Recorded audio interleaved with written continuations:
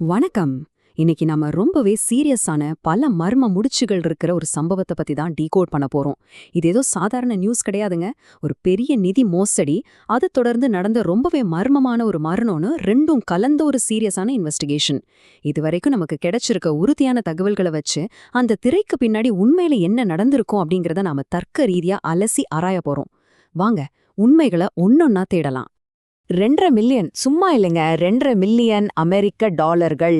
நம்ம ஊரு காசுக்கு கணக்கு போட்டு பாத்தீங்கன்னா அது எவ்வளோ பெரிய தொகைன்னு உங்களுக்கே புரியும். இலங்கை நிதி அமைச்சகத்துல இருந்து இவ்ளோ பெரிய பணம் திடீர்னு மாயமாயிருக்கு. இந்த ஒட்டுமொத்த மர்மத்துக்கும் இதுதான் ஆரம்ப புள்ளி. ஒரு நாட்டோட மிக முக்கிய நிதி மையத்தில் இருந்து இவ்ளோ பணம் காணாம போறது அப்படிங்கிறது சாதாரண விஷயமே கிடையாது இல்லையா? இந்த மிகப்பெரிய நிதி இழப்பு தான் அடுத்து வரப்போற ஒரு பெரும் சோகத்துக்கு அடித்தளமா அமைஞ்சிருக்கு. பகுதி 1. மர்மமான முறையில் கண்டுபிடிக்கப்பட்ட ஒரு மரணம். இவர்தான் ரங்க ராஜபக்ஷே. இவர் ஏதோ சாதாரண கிளர்க் கிடையாது. நிதி அமைச்சகத்தோட வெளிநாட்டு வளங்கள் திணைக்களத்துல உதவி பணிப்பாளரா இருந்தவர். ரொம்பவே உயரிய பதவியில் இருந்த ஒரு நபர். இவரோட படிப்பு பின்னணியும் பாத்தீங்கன்னா ரொம்பவே ஸ்ட்ராங். கூலியாபிட்டிய மத்திய மகா வித்யாலயத்தோட முன்னாள் மாணவரான இவர் ரொம்பவே ஃபேமஸான ஸ்ரீ ஜெயவர்தனபுர பல்கலைக்கழகத்திலையும் படிச்சிருக்காரு. இப்படிப்பட்ட ஒரு திறமையான உயர் அதிகாரி தான் இந்த மர்ம மரணத்தோட மையத்துல இருக்காரு. இது இந்த கேஸோட தீவிரத்தை இன்னும் அதிகமா ஆக்குது இல்லையா?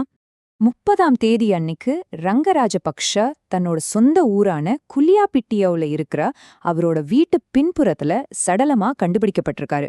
இது ரொம்பவே கன்ஃபார்ம் செய்யப்பட்ட ஒரு தகவல். ஒரு உயர் அதிகாரி தன்னோட சொந்த வீட்ல, அதுவும் வீட்டின் பின்புறத்துல இப்படி மர்மமான முறையில இறந்து கிடந்தது பல கேள்விகளை எழுப்புது. அவர் ஏன் அங்க போனாரு? அந்த நேரத்துல அங்க அப்படி என்னதான் நடந்துச்சு? இந்த கேள்விகளுக்கு விடை தேட நம்ம கொஞ்சம் பின்னோக்கி போனோம். பகுதி 2. காணாமல் போன அந்த 2.5 மில்லியன். நடந்த சம்பவங்களை அப்படியே ஒரு டைம் லைனை வரிசையா பார்ப்போம். ஃபர்ஸ்ட், நிதி அமைச்சகத்திலிருந்து 200.5 மில்லியன் அமெரிக்க டாலர்கள் காணாம போகுது. ரெண்டாவது, இந்த சம்பவம் தொடர்பா உடனடி ஆக்ஷனா 4 அதிகாரிகள் சஸ்பெண்ட் செய்யப்படுறாங்க. அந்த 4 பேர்ல ஒருத்தர் தான் நம்ம இவ்ளோ நேரம் பார்த்துட்டு இருக்கிற ரங்கராஜபக்ஷா.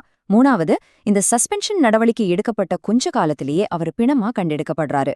இந்த வரிசையான நிகழ்வுகளை பார்க்கும்போதே இது வெறும் தற்செயலான ஒரு மரணம் கிடையாது அப்படிங்கிறதுக்கான வலுவான சந்தேகங்கள் உங்களுக்கும் தோணும். பகுதி 3. சம்பவ இடத்துல கிடைச்ச தடயங்கள். இப்போ போலீஸ் தரப்புல என்ன சொல்றாங்கன்னு பாப்போம். ஆரம்பகட்ட விசாரணையில ஒரு சீனியர் போலீஸ் ஆஃபீசர் என்ன சொல்லிருக்காருன்னா, சம்பந்தப்பட்ட அதிகாரி வெட்டுக்காயங்களோட உயிரிழந்திருக்காரு, மேலும் இது ஒரு தற்கொலையா இருக்கலான்னு சந்தேகிக்கப்படுது அப்படின்னு சொல்லிருக்காரு. அதிகாரப்பூர்வ தரப்புலேருந்து வந்த முதல் தகவல் இதுதான். உடம்புல காயங்கள் இருக்கு, ஆனா அதே சமயம் இது தற்கொலையா இருக்கலான்ற சந்தேகமும் போலீஸ்க்கு ஆரம்பத்திலே வந்திருக்கு அப்படிங்கறது இந்த ஸ்டேட்மெண்ட் காட்டுது. ஆனா பாத்தீங்கன்னா இங்கதான் ஒரு பெரிய முரண்பாடே வருது. ஒரு பக்கம் போலீஸோட தற்போதைய தியரி இது ஒரு சந்தேகத்திற்கிடமான தற்கொலை அப்படின்னு சொல்லுது.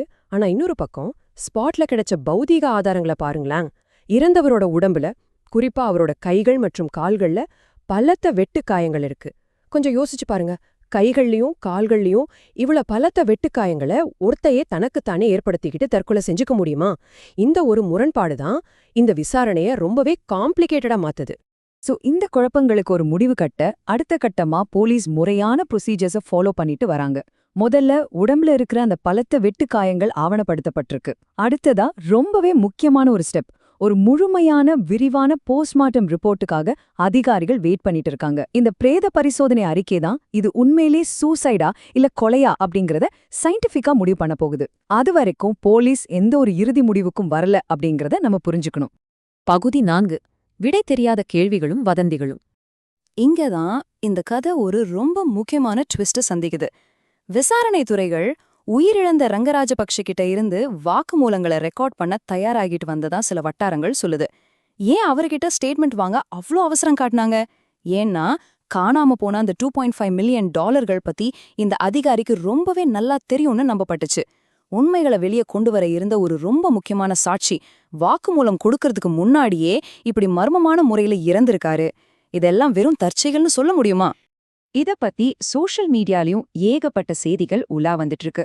காணாம போன பணம் பத்தி சம்பந்தப்பட்ட துறைகள் கிட்ட ரங்கராஜபக்ஷ முன்னாடியே கம்ப்ளைண்ட் கொடுத்திருந்தாரே அப்படின்னு சோஷியல் மீடியால சொல்றாங்க. ஆனா இங்க ஒரு விஷயத்த நம்ம ரொம்ப தெளிவா புரிஞ்சுக்கணும். இந்த தகவல்கள் எல்லாமே சில சோஷியல் மீடியாக்கள்ல பரவுற செய்திகள் மட்டும்தான். இவை எதுவுமே இதுவரைக்கும் அதிகாரப்பூர்வமா உறுதிப்படுத்தப்படாத வெறும் வதந்திகள் அப்படிங்கிற நிலையில தான் இருக்கு. உண்மை என்னங்கிறது முறையான விசாரணை முடிஞ்சா மட்டும்தான் தெரிய வரும். இறுதியா நம்ம எல்லார் மனசுலயும் எழக்கூடிய ஒரே ஒரு கேள்வி இதுதான்: ரங்க ராஜபக்ஷவோட மரணம் ஒரு ரொம்பவே துயரமான தற்கொலையா, இல்ல காணாம போன அந்த $2.5 மில்லியன் கூட தொடர்புடைய ரொம்பவே மோசமான இருண்ட ஒரு சதியா?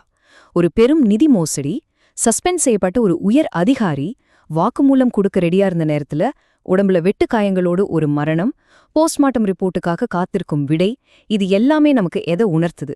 இந்த மர்ம முடிச்சுகள் எப்படி அவள போகுது அப்படிங்கறத நம்ம பொறுத்திருந்து தான் பார்க்கணும். இந்த விரிவான அலசல் உங்களுக்கு இந்த வழக்கின் முழு பின்னணியும் தெளிவா புரிய வச்சிருக்குன்னு நம்புறேன். தொடர்ந்து கவனிப்போம்.